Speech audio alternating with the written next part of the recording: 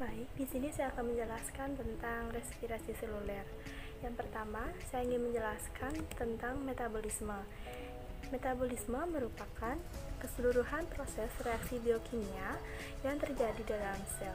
Menurut prosesnya, metabolisme dapat dibagi menjadi dua, yaitu katabolisme, yang artinya pemecahan senyawa kompleks menjadi senyawa sederhana, contohnya respirasi seluler dan fermentasi. Yang selanjutnya ada anabolisme, yaitu reaksi penggabungan senyawa sederhana menjadi senyawa kompleks, contohnya fotosintesis.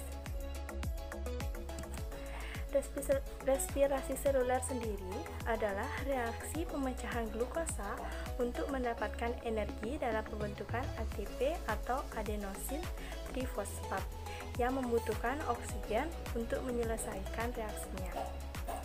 Respirasi seluler merupakan respirasi aerob yang memerlukan oksigen bebas dari udara untuk menghasilkan energi.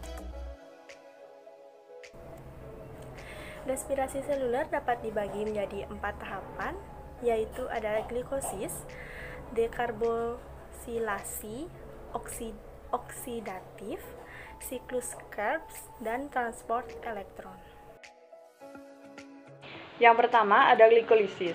Glikolisis adalah peristiwa pengubahan molekul glukosa 6 atom C menjadi 2 molekul yang lebih sederhana, yaitu asam pirufat 3 atom C.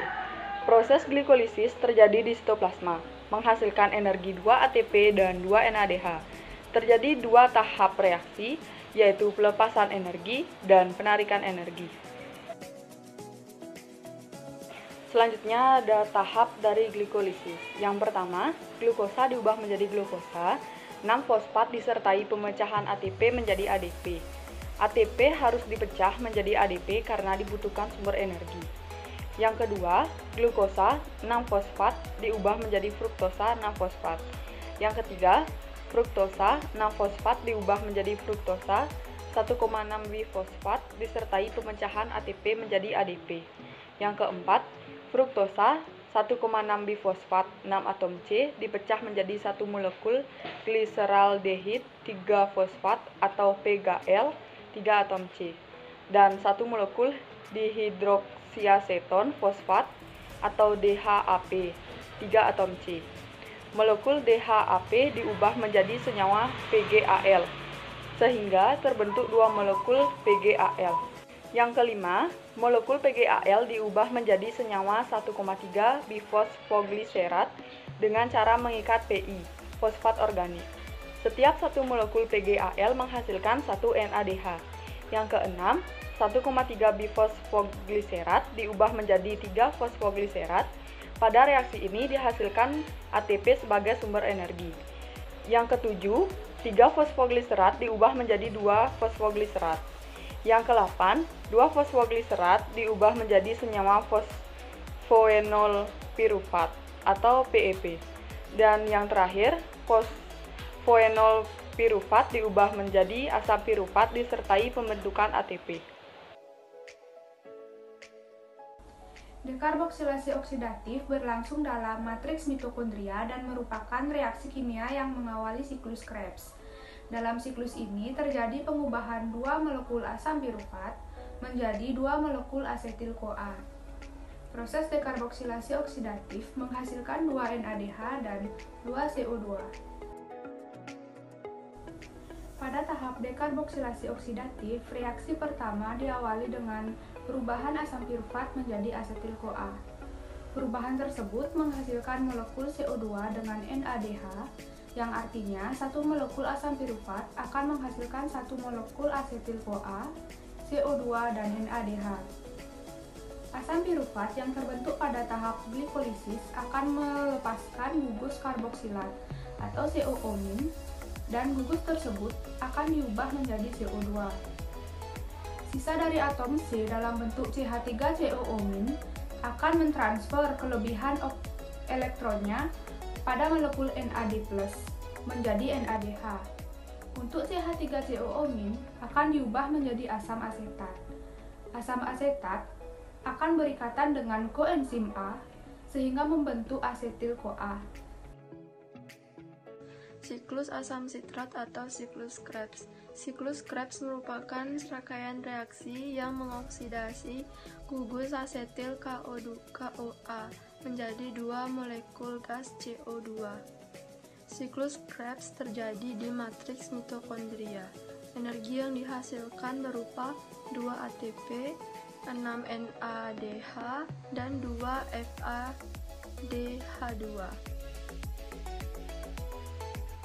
Tahap siklus Krebs balai berikut.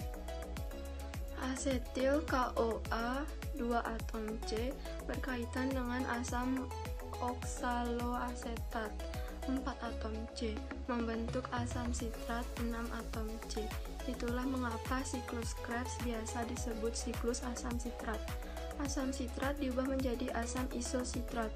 Asam isositrat 6 atom C diubah menjadi asam delta ketoglutarat 5 atom C. Reaksi ini disertai pelepasan CO2 dan pembentukan NADH. Asam delta ketoglutarat 5 atom C diubah menjadi suksinil KOA yang memiliki 4 atom C. Reaksi ini juga disertai pelepasan CO2 dan pembentukan NADH.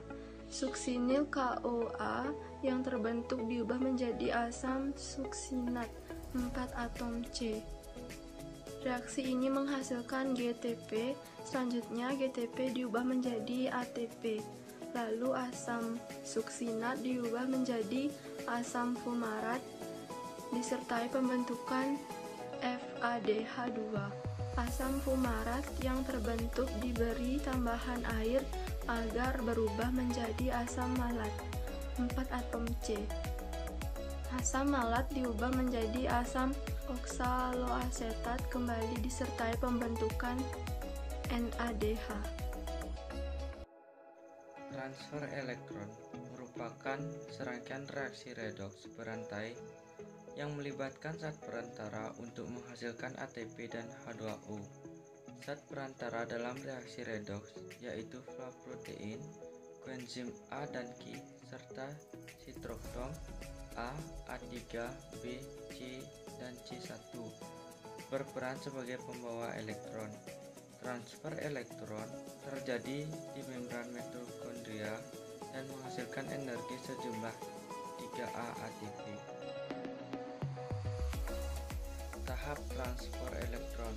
Yang pertama, NADH mampu menghasilkan elektron berenergi tinggi melalui proses oksidasi. Lalu elektron tersebut ditransfer ke koenzim Q. Oleh karena itu, tingginya energi elektron, ADP dan fosfat anorganik bersatu membentuk ATP. Yang kedua, koenzim Q akan beroksidasi oleh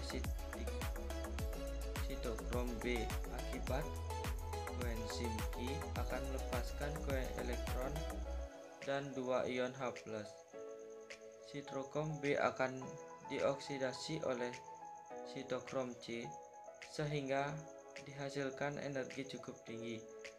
Akibatnya ADP dan fosfat organik akan bersatu membentuk ATP.